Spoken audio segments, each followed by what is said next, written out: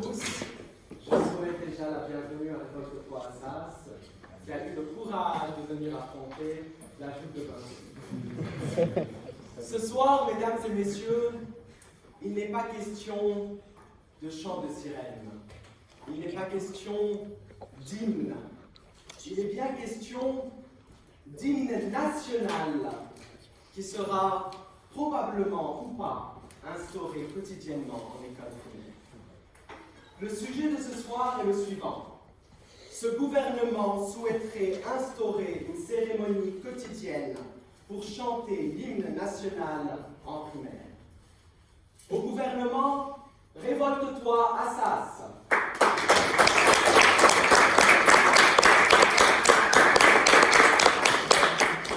Et à l'opposition, la joute de Vinci.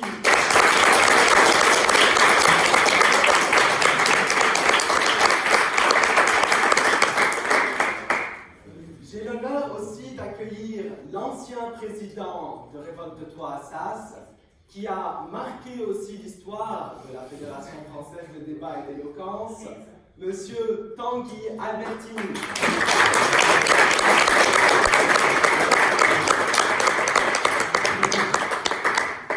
Vient ensuite la présidente, la fameuse présidente de la Fédération française de débat et d'éloquence, qui a toujours été fidèle à la joute de Vinci, qui nous a vu juger plusieurs fois des chocs amicaux, Dana Salama.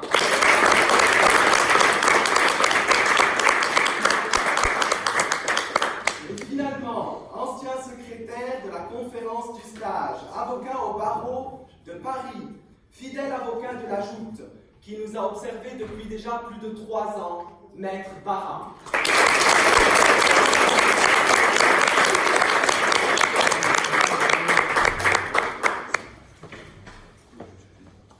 Mais qui défendra les couleurs de la joute de Vinci ce soir? Je vais commencer d'abord par le chef de l'opposition. Après plus de 10 ans d'expérience au théâtre, un membre qui nous a rejoints l'année dernière, je vous présente Sami Benganem.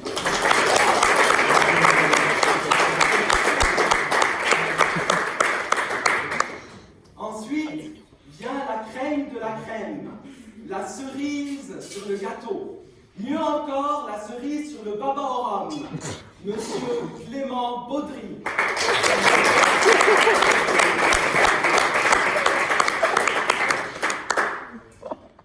L'homme qui ne parla jamais de la mort, de l'icône de l'éloquence, celui qui fait rêver et déchaîne les passions, Monsieur Guillaume Turcas.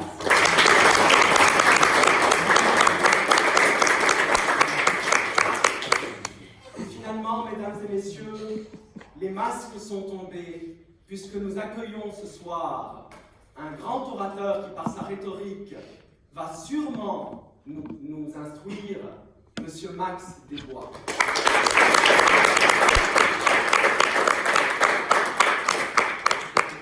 Je vais laisser à présent la parole à Guillaume pour présenter ses orateurs.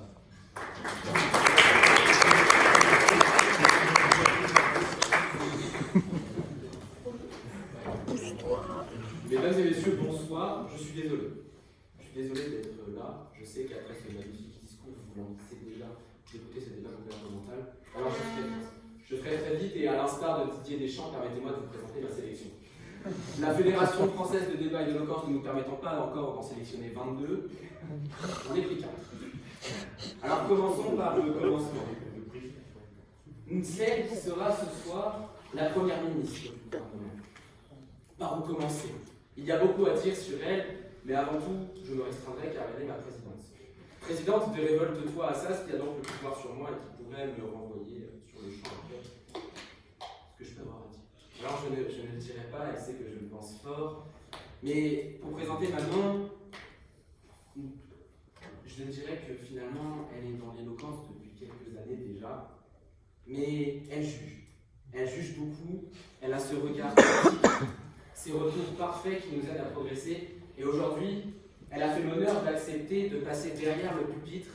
Alors, mesdames et messieurs, notre première ministre du gouvernement, Manon Lisée.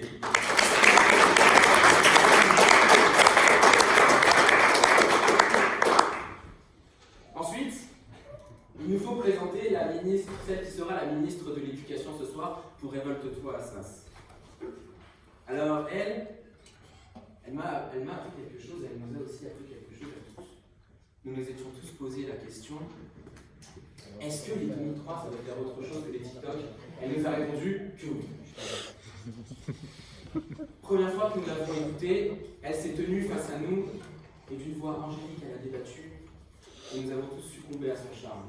Alors aujourd'hui, pour représenter Révolte-toi Assas, Maria-Inès Deloa.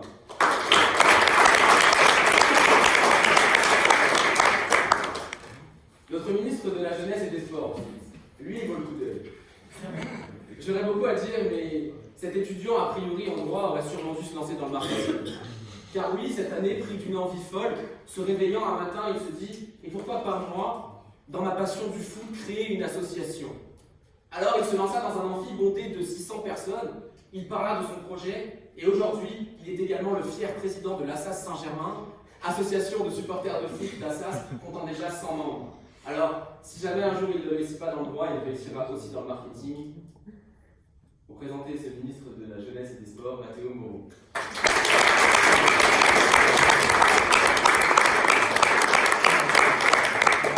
Et enfin, un autre tour de conclure avec notre cerise sur le baba au rhum. Celui qui est arrivé cette année que l'on ne connaissait pas, qui avait foulé Assas l'année dernière sans même oser toquer à notre porte et venir nous voir.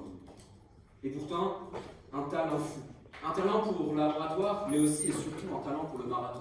Car croyez-moi, la première fois que nous l'avons écouté, nous l'avons vu faire les 100 pas sur la scène à nous demander quand est-ce qu'il allait reprendre son souffle. Et pourtant, il est bien là aujourd'hui, notre secrétaire de l'opposition, Samuel Chaki.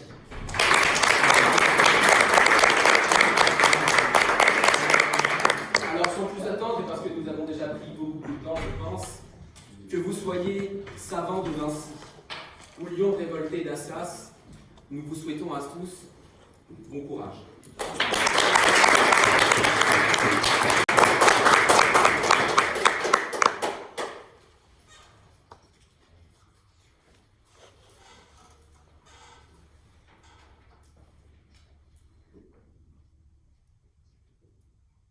Contre nous, de la tyrannie, l'étendard sanglant est levé. Tels ont été écrits les mots du premier couplet de notre hymne national, portant un message inflexible, incitant à ne jamais plier devant le despotisme, et à toujours se battre pour la liberté et les lumières d'esprit. Article 2 de la Constitution, l'hymne national français est la Marseillaise. Telle qu'elle résonne entre les colonnes du Panthéon, à chaque entrée d'un grand homme ou d'une grande femme dans ses murs, à chaque cérémonie pour célébrer nos héros tombés au combat, et surtout, à chaque fois qu'on a ramené la coupe à la maison. Chaque cœur français a su la réinventer, se la réapproprier, de la version classique de Rouget de Lille à la version entraînante et au rythme chaud de Serge Gainsbourg. La Mariale, elle s'est parée de toutes les robes, et elle a dansé toutes les chorégraphies. En ce jour, notre gouvernement entend bien rendre cette chanson au peuple qui a créé, à la jeunesse passionnée. Fini les jeux bas d'instrumentalisation nationaliste des politiciens qui cherchent à diviser, en grattant petit à petit, poussière par poussière, le maintenant devenu fin ciment qui lie encore notre nation. Ils en jouent, transforment le chant de la Marseillaise en un test pour savoir qui sont les bons, les mauvais Français, scrutant chaque lèvre pour leur chasser sorcière. Notre gouvernement instaurera donc une cérémonie quotidienne de chant de la Marseillaise à l'école primaire. Ainsi, chaque matin, les enfants se réuniront pour chanter à l'unisson la Marseillaise avant de commencer le cours. Alors pourquoi dès l'école primaire? Eh bien, les enfants de 2e et 3e cycle sont en âge de comprendre, de retenir. Et ce serait bien les sous-estimer que de penser qu'ils sont dénués de tout esprit critique et ne seraient pas réceptifs à un enseignement axé sur le débat et la contextualisation. En primaire également, parce que comme nous l'illustrera notre ministre de l'Éducation nationale, Maria Lelouarer, c'est ce moment charnière où l'on apprend les différences et les richesses, où l'on a besoin de s'unir autour de valeurs communes, avant la déflagration de doute de l'adolescence, où chaque enfant hésite encore entre être comme tout le monde ou ne ressembler à personne. Alors ce chant quotidien, ce sera avant tout un moment de création et d'expression, pour laisser aux écoliers la possibilité de laisser passer et de laisser parler leur talent. Des musiciens, mais qu'ils fassent de la musique, qu'ils revoient les rythmes, les mélodies, entreprenez, osez, les enfants. Cette chanson, c'est la vôtre.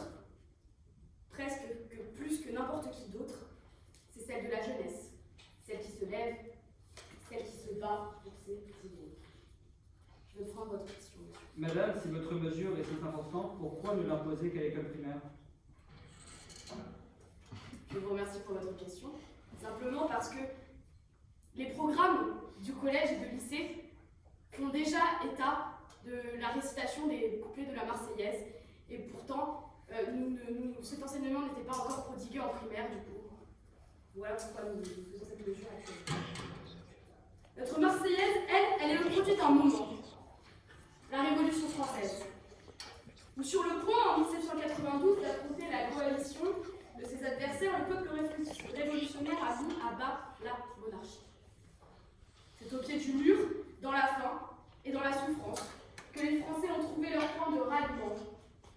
La lumière dans l'obscurantisme, se retrouvant, main dans la main, autour du brasier ardent de la liberté conquise, non seulement en France, mais dans le monde entier. Alors loin évidemment de la volonté de ce gouvernement de comparer 2021 et ses problématiques contemporaines complexes et d'une envergure mondiale aux années révolutionnaires où le grand suspense était davantage de savoir qu'est-ce qui, de la petite vérole, la famine ou la guillotine, serait responsable de notre dernier souffle. Cependant, ce que ces jeunesses ont en commun, c'est la quête de sens. L'idéal d'égalité des chances, les perspectives d'avenir fou. Entre un réchauffement climatique alarmant et un marché du travail aussi impénétrable que la conciergerie en 1793. Notre ministre de la Jeunesse et des Sports, Mathéo Moreau, nous éclairera sur ces symboles. Ces symboliques similitudes entre deux époques aux airs de fin du monde. Tandis que notre secrétaire général, Samuel Cherki, conclura notre argumentaire. Ainsi, si la Marseillaise a été écrite pour partir en guerre, la seule guerre que la France mènera aujourd'hui, c'est celle contre la fermeture d'esprit et le communautarisme.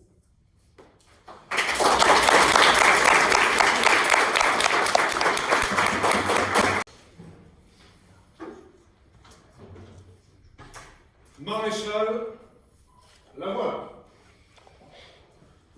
Notre cher gouvernement, vraisemblablement en manque d'inspiration, recherche ses solutions dans le passé. Prêt à tourner le dos à notre principe de liberté, prêt à marteler plutôt qu'instruire, prêt à remplacer l'éducation par l'endoctrinement. Car il ne s'agit pas ici d'étudier, d'analyser, de comprendre notre hymne républicain, son contexte historique, son sens philosophique et l'apport dans la construction de notre République. Non, il s'agit ici de mettre en place une cérémonie dénuée de toute réflexion, dont l'unique but est de marquer au fer rouge l'esprit des très jeunes générations.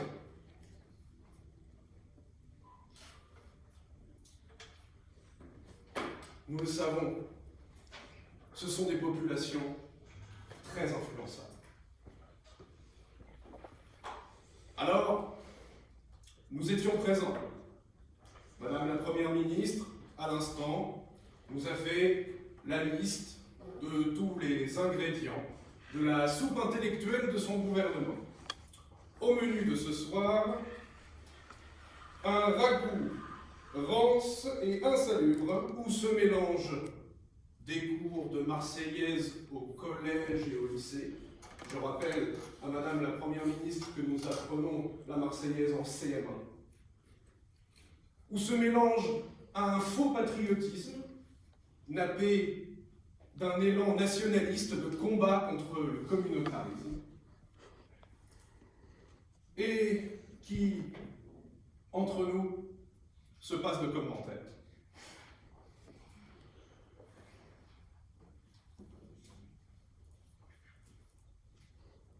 Nous allons malheureusement devoir entendre les secrets de fabrication de ce potage, mais je vous demanderai de prêter une oreille attentive à Monsieur Baudry, député aux affaires sociales, qui, de par son analyse, pourra vous démontrer en quoi cette loi est tout bonnement, dans le contexte actuel de notre société, inutile. Il vous présentera ainsi notre contre-projet. Aussi, M. Turcas, député aux affaires culturelles et à l'éducation, qui pourra vous montrer qu'en plus de ce manque de pertinence et de discernement, cette loi n'est tout bonnement pas applicable. Mesdames et messieurs les jurés, illustres assemblée, ce soir, nous allons décider de l'avenir de nos sœurs, de nos frères, du peuple français de demain. Et il vous incombe de fait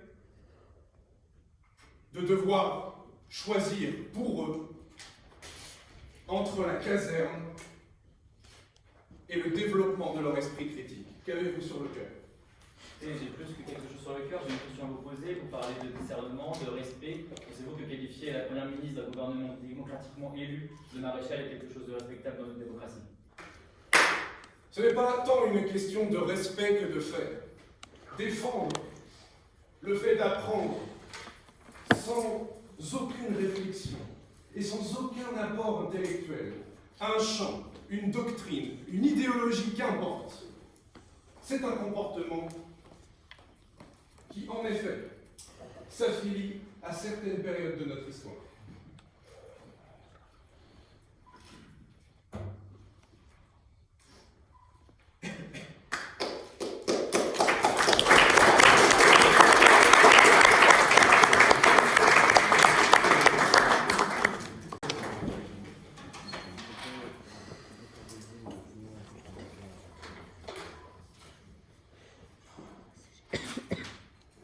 Il a été décidé que l'on reparlerait dès les petites classes d'éducation civique, d'honnêteté, de courage. Si j'emprunte ce soir les mots d'André Frossard, c'est pour rappeler quelles sont les ambitions de l'école. L'apprentissage de la langue française, oui bien sûr, la découverte des mathématiques, mais avant tout, le rôle de l'école, c'est celui de former dès les petites classes ceux qui seront les citoyens de demain. La mission de l'école, c'est celle d'accompagner les enfants dans leur cheminement vers la citoyenneté. Notre gouvernement propose un projet de loi qui veut rassembler les élèves dans leur diversité autour d'un même hymne. L'opposition n'a pas écouté que notre objectif n'est pas de rendre ce temps de chanson un moment de contrainte. Au grand contraire, notre objectif est d'en faire un moment d'opportunité. Je vais prendre votre question. Madame, en quoi faire chanter la Marseillaise à nos enfants vont les empêcher de s'entretuer ou de décapiter des professeurs d'histoire? Mais j'y viens très justement. Notre objectif est de faire que chaque école puisse adapter la Marseillaise selon ses élèves. Nous voulons que chaque enfant puisse épanouir son talent musical, sa créativité, sa singularité. Nous voulons que les élèves travaillent tous ensemble pour se réapproprier cet hymne. Nous voulons que leur qualité, que leur talent soient appréciés. Nous voulons que des passions soient révélées durant ce moment de chant. Je veux que leur créativité déborde, voir leurs idées qui fusent, voir leur enthousiasme qui éclabousse cette Marseillaise. Je veux voir des sonorités qui seront étudiées, modifiées, réécoutées, analysées, répétées, appropriées. Pour ces enfants, chanter la Marseillaise deviendra leur moment. Ce sera ces quelques minutes avant le commencement de la journée, durant lesquelles les enfants pourront se concentrer avant que leur journée ne soit lancée. Ce sera une occasion de travailler la mémoire, de travailler le souffle, mais aussi la confiance en soi. Vous verrez comment, au fil des jours, leurs voix timides finiront par trouver leur place dans cet immense cœur. Vous verrez comment peu à peu leur menton se relèvera et comment leurs épaules se redresseront. Vous verrez que leurs voix se feront plus claires et plus confiantes. Mais notre projet ne se limite pas à simplement leur apprendre des couplets. Nous voulons que ces enfants, que ces petits fragments de futur puissent aussi apprendre l'histoire de cette Marseillaise. Nous voulons que ce soit l'occasion d'en apprendre plus sur cette histoire homérique. Ce sera l'occasion pour ces enfants de comprendre le passé du pays dans lequel ils sont scolarisés. Ce sera l'occasion de leur apprendre le parcours de tous ces hommes et de toutes ces femmes qui se sont battus pour qu'ils aient aujourd'hui un avenir juste et équitable. Ce sera l'occasion pour ces enfants de se familiariser à l'hymne de leur nation. Ce sera pour ces enfants l'occasion de se sentir part de l'histoire de France, véritablement. Grâce à cette mesure, les enfants pourront aller, un 11 novembre, perpétuer leur devoir de mémoire et comprendre le sens de ce refrain. Je défends ce soir un projet qui promet de faire grandir les élèves, qui promet de leur transmettre cette conscience, de comprendre ce que ces couplets veulent dire et de comprendre la chance qu'ils ont. Décidons de reparler dès les petites classes d'éducation civique, d'honnêteté, de courage, et faisons-le en chanson.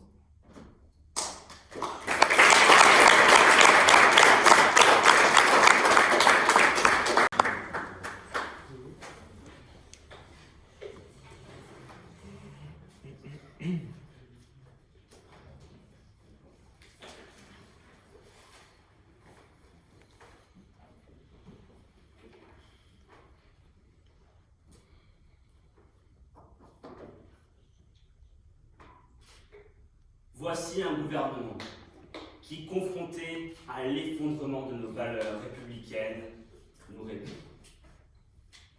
Instaurons une cérémonie quotidienne de chant de l'hymne national en primaire. Alors, Madame la ministre, vous nous avez parlé de beaucoup de choses, mais finalement, nous avons retenu assez peu, il y a peu d'argumentation.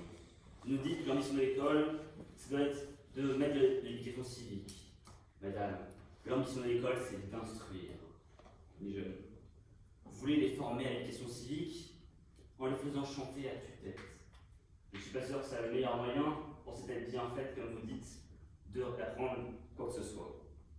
Puis vous nous parlez d'adapter la Marseillaise.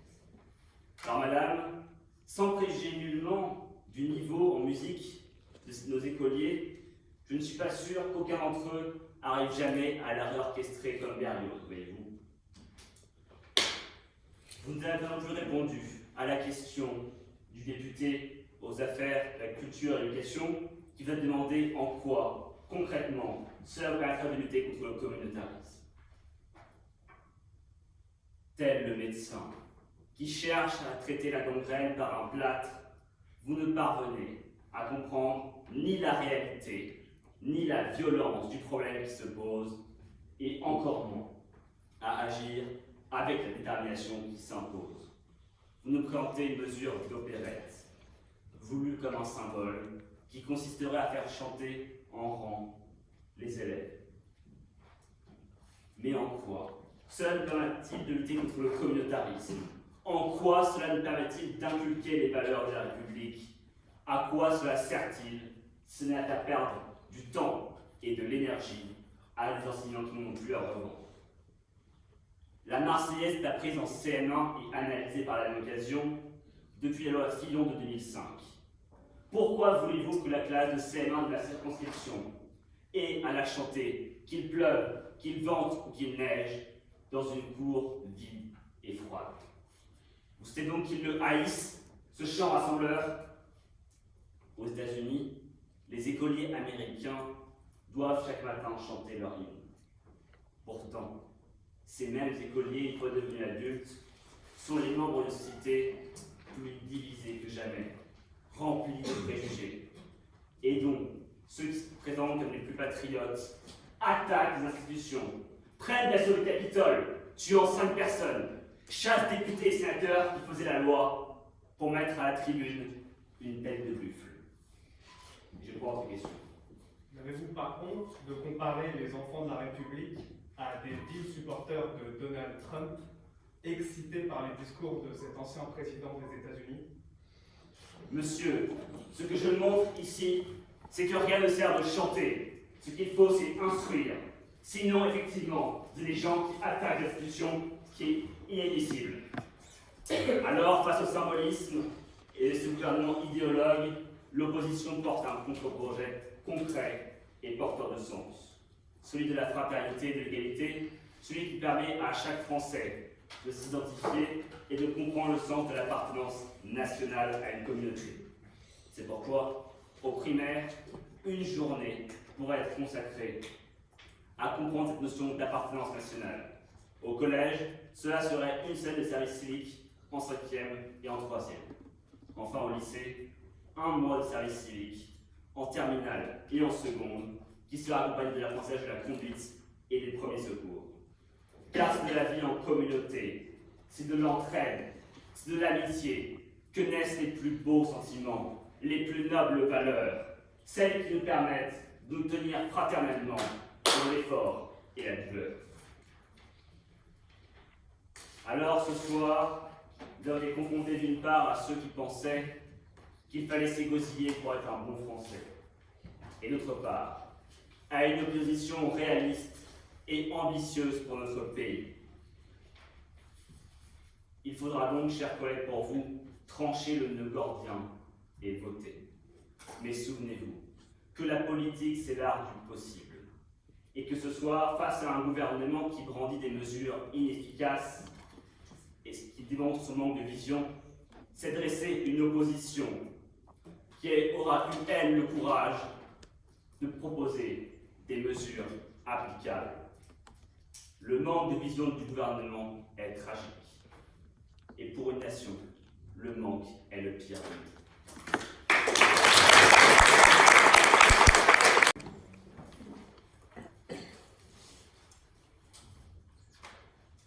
En 1792, des jeunes chantaient la Marseillaise comme pour avoir du carburant sur la route révolutionnaire.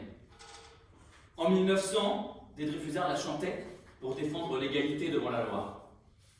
Et 40 ans plus tard, la jeunesse de France, des chants et des partisans, la hurlait pour défendre la liberté.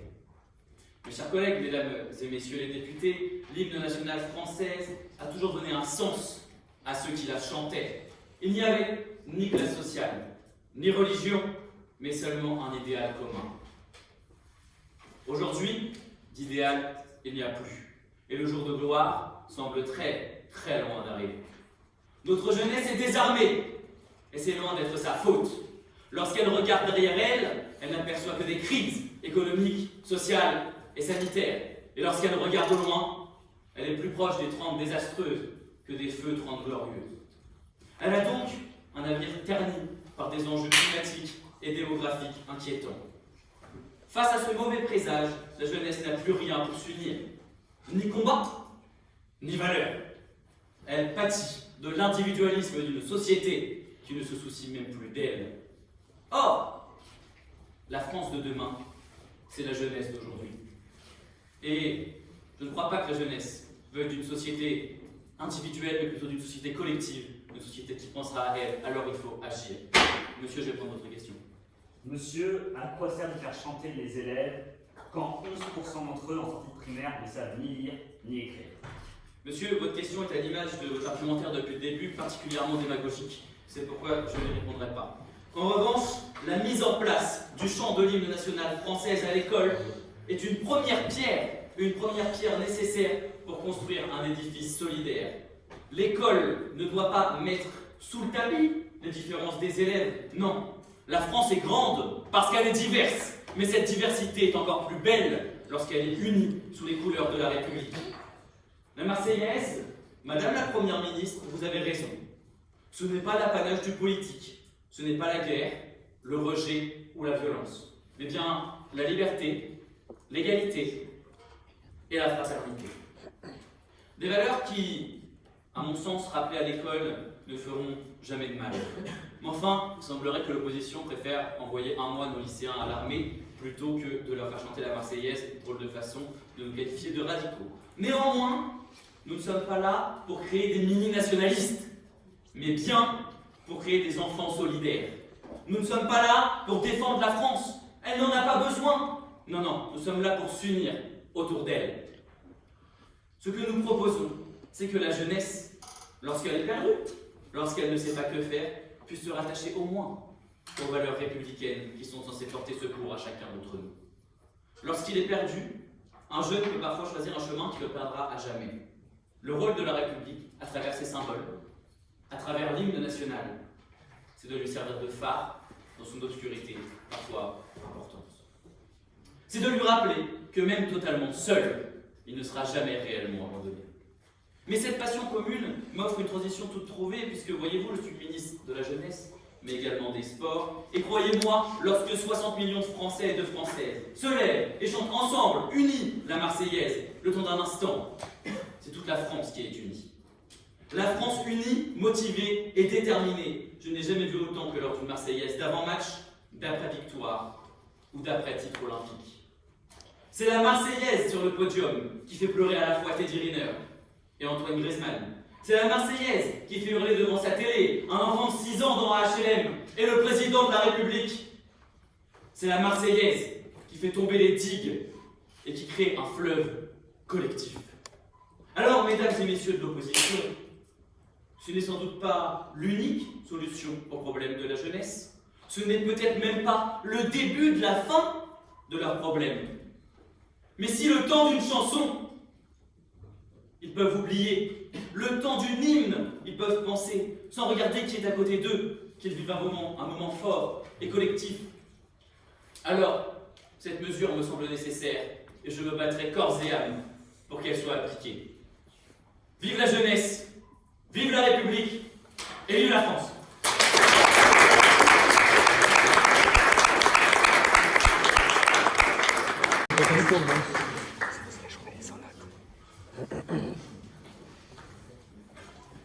Mesdames et messieurs, je tiens que cette assemblée applaudisse monsieur le député je ne répondrai pas à votre question, pour son fabuleux cours d'histoire, tout ça pour nous faire croire et surtout pour nous rassurer sur les bienfaits de la Marseillaise. En effet, me voilà rassuré car dans ma circonscription, lorsque j'ai pu assister à l'hommage à Samuel Paty, j'ai eu la terrible expérience d'assister à un élève qui s'est levé pour me dire droit dans les yeux qu'il ne rendrait pas hommage à un ennemi de Allah. Alors, moi qui croyais avoir en face quelqu'un qui était finalement radicalisé depuis sa tendre enfance, en fait j'avais tort. Il n'avait juste pas assez chanté la Marseillaise. Car c'est en fait tout ceci le problème de cette opposition, de ce gouvernement qui confond en croyant que c'est la Marseillaise qui unit autour d'événements glorieux, alors que c'est l'inverse. Ce sont les événements glorieux qui unissent et qui prennent pour symbole la Marseillaise, car la Marseillaise est un symbole et rien d'autre qu'un symbole. Alors, le seul avantage que vous avez eu dans votre discours, c'est d'être d'accord avec nous pour dire que votre mesure ne sert à rien. Je vais quand même prendre votre question avant de continuer votre discours. Oui, monsieur le député, pouvez-vous me rappeler mon rôle, s'il vous plaît? Monsieur, vous êtes le ministre, mais je ne comprends pas pourquoi vous me posez cette question. Et d'ailleurs, c'est même déjà dommageable que des ministres de la République qui sont payés par l'État, parlent pendant 15 minutes maintenant et qui ne disent strictement rien de concret et qui nous parlent uniquement avec du vent, du vent, du vent. En fait, votre projet est à l'image des éoliennes que vous essayez de nous imposer. Ça brasse du vent et vous appelez ça le progrès. Toutefois, de par votre culture lacunaire sur le réel, vous omettez finalement quelque chose de bien dommageable. En effet, le caractère inapplicable de votre projet de loi. Car selon un récent sondage de l'IFOP, c'est plus d'un enseignant sur deux qui refuse à ce que la Marseillaise soit enseignée à l'école. Alors, mesdames, messieurs, cela devrait nous inquiéter, et pourtant la question qui devrait nous venir à l'esprit, c'est comment? Comment allez-vous, alors que vous avez déjà de grandes difficultés à appliquer un enseignement de la Marseillaise, imposer aux enseignants qui sont hostiles de l'enseigner à des enfants et surtout de les faire chanter? Allez-vous imposer des ministres privés pour qu'ils surveillent les écoles? Allez-vous interroger chaque enfant pour savoir « As-tu bien récité la Marseillaise ce matin ?» Non, ça n'a aucun sens. En fait, au lieu d'allouer plus de moyens aux enseignants afin qu'ils puissent faire face à des étudiants de plus en plus indisciplinés, vous ne leur donnez que des moyens supplémentaires pour qu'ils se rangent de leur côté. Mais nous sommes contraints de reconnaître que l'idée est brillante. En effet, si jamais nous n'avons plus d'enseignants qui veulent travailler, nous n'avons plus d'enseignants à gérer. Et c'est là tout le problème de ce projet de loi symbolique qui, à défaut d'être inutile, est surtout dangereux. Car vous essayez de nous faire croire que cela va être révolutionnaire et audacieux en essayant de nous dire que ça va résoudre les problèmes du quotidien. Alors que non, dans une réalité où des professeurs d'histoire se font décapiter pour avoir fait leur travail, je suis désolé, mais non. Chanter la Marseillaise n'est absolument pas une priorité. Surtout que dans notre école de la République, où plus d'un enfant sur 20 considère que Samuel Paty n'a eu que le sort qu'il mérite. Alors, mesdames, messieurs, ce gouvernement souhaite, et vous êtes de nous, madame, imposer la Marseillaise à nos enfants, mais il faudrait d'abord lui redonner sa dignité d'autrefois. Car sinon, nous allons nous retrouver avoir des nouveaux spectacles dans les tribunaux avec des étudiants en droit fièrement sortis d'Assas pour clamer hautement et fièrement que « Monsieur le juge, je ne comprends pas pourquoi mon client a frappé son professeur. Pourtant, il chantait si bien la Marseillaise. » Alors, mesdames, messieurs, je dis tout ceci parce que de tels faits dans un pays de progrès ne peut être toléré. De tels faits ne sont pas simplement des torts envers notre enseignement, mais envers la France tout entière. Et c'est pour cela, mesdames et messieurs, que la patience vient avec l'espérance, que les têtes de notre peuple méritent non pas d'être méprisées en leur faisant croire qu'ils vont pouvoir résoudre tous leurs problèmes avec la Marseillaise, mais surtout en les éclairant, en les défrichant, en les moralisant, et surtout en ne les soumettant pas à des obscurs irréels et symboliques, mais surtout en les confrontant au réel de notre République, pour que nous n'ayons plus à s'en occuper. Et seulement alors, nous aurons un gouvernement et surtout une école qui nous fasse ni rougir, ni trembler.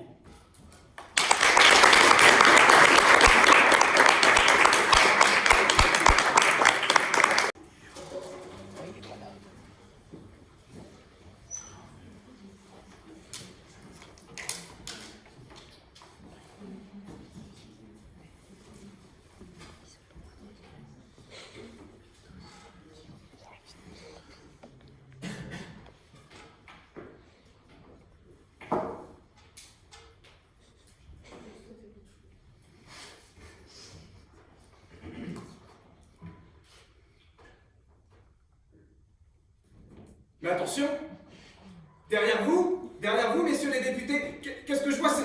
C'est le fascisme? Ah, non, pardon, ce n'est que notre belle Marianne. Oui, vous savez, cette Marianne, suffisamment présente déjà dans nos cœurs, mais également présente dans nos bâtiments. Messieurs les députés, ce soir, vous n'avez fait que caricaturer. Vous n'avez pas débattu. En réalité, Vous n'avez même pas écouté nos propositions. Vous n'avez pas non plus répondu sur le fond. En réalité, vous avez instrumentalisé la mort d'un de nos enseignants, Samuel Paty. Je ne vous soupçonne pas des accointances avec ceux qui l'ont massacré. Cependant, je pense qu'il n'aurait pas été fier ce soir de voir des députés instrumentaliser sa mort. Lui qui pourtant apprenait à ses élèves à toujours écouter la partie adverse, à toujours débattre, à toujours répondre sur le fond. Mais nous n'allons pas parler du cas de M. Paty ce soir. L'opposition, nous a tout de suite traités de fascistes. L'opposition a insulté la première ministre de Maréchal. Mais quelle honte! Quelle honte! Tout ça pour un hymne. Mais qui s'est battu dans la résistance au chant de la Marseillaise? Ce sont les antifascistes, messieurs les députés. Ils chantaient la Marseillaise, parfois même main dans la main avec les gens du camp adverse, des communistes. Et pourtant, ils ont réussi à faire nation. Et c'est là l'âme de notre projet, le projet que vous n'avez pas voulu écouter, le projet que vous refusez de réellement comprendre. Je vous écoute, monsieur le député. Monsieur, quelle est l'utilité de votre projet de loi, sachant que la Marseillaise est déjà enseignée et expliquée pour être apprise par cœur aux classes de CM1 depuis l'an 2005? Encore une fois, vous n'avez pas écouté les propositions de ce gouvernement. Nous souhaitons redonner une nouvelle vie à la Marseillaise. Il ne s'agit plus simplement d'une heure d'éducation civique une fois dans l'année. Il s'agit encore une fois... Monsieur, écoutez-moi et je vous jure que vous allez comprendre les propositions de ce gouvernement. C'est le sens du débat. On écoute et ensuite on réagit. Je ne prendrai pas votre question. Alors, notre gouvernement souhaite d'abord redonner la Marseillaise aux citoyens français. Elle veut qu'ils se réapproprient un hymne qui a été politisé par plusieurs camps, notamment le camp de la droite, notamment le camp du fascisme, ceux qui pensent que celui qui chante est plus français qu'un autre. Or, ce n'est pas ça que nous voulons dire ce soir. Ce que nous voulons dire ce soir, c'est que la Marseillaise peut être simplement un moment commun, un moment où chacun peut s'exprimer d'une manière ou d'une autre. Notre ministre de l'Éducation l'a dit, vous n'avez pas répondu à cela. Ils pourront utiliser des instruments de musique, ils pourront notamment, pourquoi pas, la rapper, la slammer, pourquoi pas même la réinterpréter. Il y a des couplets qui sont dignes de réinterprétation. Pourquoi ne pas leur donner cette nouvelle liberté? Pourquoi tout de suite mépriser, comme l'a fait l'un de vos députés qui considère que quand on est à l'école primaire, on n'est pas capable de faire de la musique classique? J'ai entendu du mépris envers nos élèves de la République ce soir. En réalité, même, j'ai entendu du mépris envers tous les symboles de notre pays. Car si, selon vous, la Marseillaise, c'est le début du fascisme, mais que dire de notre devise sur tous les frontons, ou même de toutes nos cérémonies liées au devoir de mémoire? C'est de l'endoctrinement, de se souvenir des soldats morts lors de la Première et de la Deuxième Guerre mondiale. C'est de l'endoctrinement de se souvenir avec le chant des partisans, des résistants. C'est cela donc le fascisme pour vous? Vous insultez ces gens qui se sont battus pour que nous puissions chanter justement librement la Marseillaise, que nous puissions en discuter. L'idée n'est pas d'imposer un chant, l'idée n'est pas d'imposer un endoctrinement, un embrigadement. Il s'agit bel et bien d'école de la République.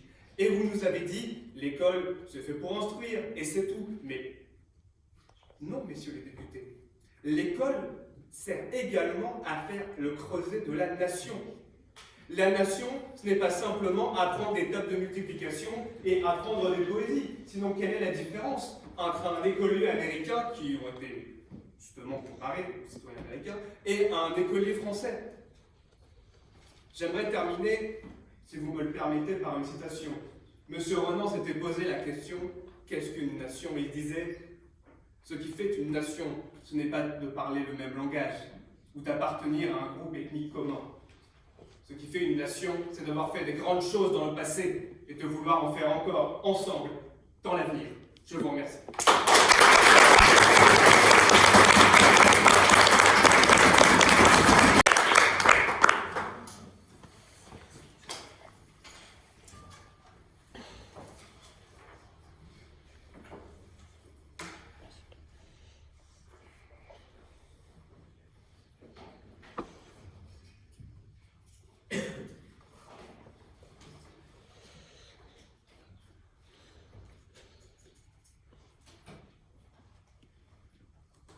Comme le disait Aaron, l'histoire est tragique. Et pour sortir notre pays de la situation dans laquelle il se trouve, ce gouvernement propose aux enfants de la chanter. Certes, la Marseillaise mériterait d'être chantée jusqu'à l'opéra, mais la mesure que propose le gouvernement n'en reste pas moins d'opérette. Madame la ministre de l'Éducation nous explique que chanter l'hymne tous les matins nous éviterait les pires drames qu'a connus notre société. Ainsi, réécrire l'hymne à leur façon, un cours d'écriture en somme, voilà à quoi auront droit les élèves français. Madame la ministre a-t-elle conscience que dans l'état dans lequel va finir notre hymne dans certains quartiers, Rouget de Lille en pleurait. Voilà qu'à la place de remplir nos sillons de sang, notre hymne chanté par les jeunes comptera les aventures TikTok d'élèves déjà en perte de repères républicains. Ainsi donc, la chanson permettrait-elle de régler tous les maux de notre société? Peut-être aurons-nous bientôt droit au fait qu'emmener les personnes radicalisées caresser des animaux préviendra un nouvel assassinat, comme M. Paty en a été la victime. Monsieur le ministre suivant, nous étions tous d'accord avec votre constat. Vous nous avez fait une belle description de ce qu'est pour vous le jardin d'Éden de l'école à la française. Mais là où nos points divergent, c'est sur la solution que vous souhaitez apporter. Selon vous, la Marseillaise chantée par tous est fédératrice. Certes, mais Monsieur le ministre oublie-t-il que sa collègue a expliqué juste avant que l'hymne national serait détruit et réécrit des milliers de fois? Comment dès lors fédérer tout un pays derrière un chant qui n'existera plus? Je l'invite aussi à écouter ses opposants. Nous n'avons jamais parlé d'envoyer nos enfants à l'armée, mais au service civique. Nous vous pardonnons cette erreur, mais nous en déduisons que d'après vous, un atelier slam en classe construit plus la République que le service civique. Et je prendrai votre question.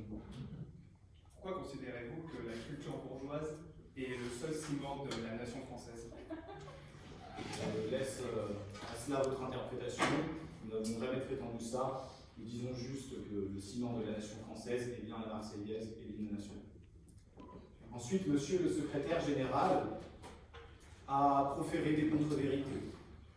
Il a dit que nous avions traité lui et ses ministres de fascistes. Peut-être a-t-il aussi oublié quelques cours de sémantique. Maréchal n'est pas une insulte. C'était le plus haut grade de l'armée française. Quand avons-nous dit qu'il y avait de bons et de mauvais Français? Jamais.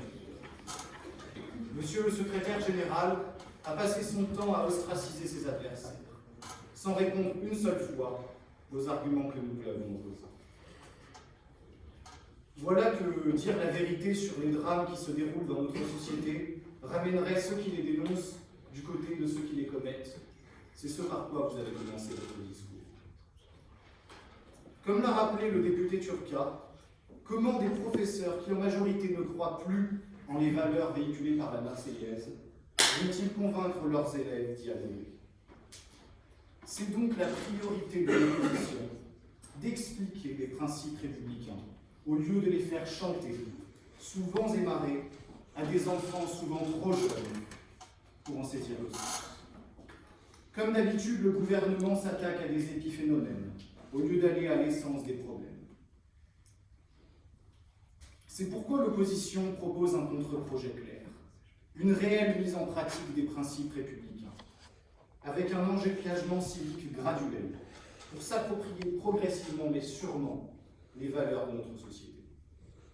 Chère Assemblée, il faut choisir. D'un côté, une république de façade, de l'autre, un projet de loi clair et une opposition qui veut mettre en pratique les principes républicains. D'une part, un traitement de ces problèmes à la racine, de l'autre part, un traitement des conséquences qui en devient inutile. Alors, chers jurés, vous pouvez donner raison au gouvernement, mais vous ferez perdre raison à la France entière.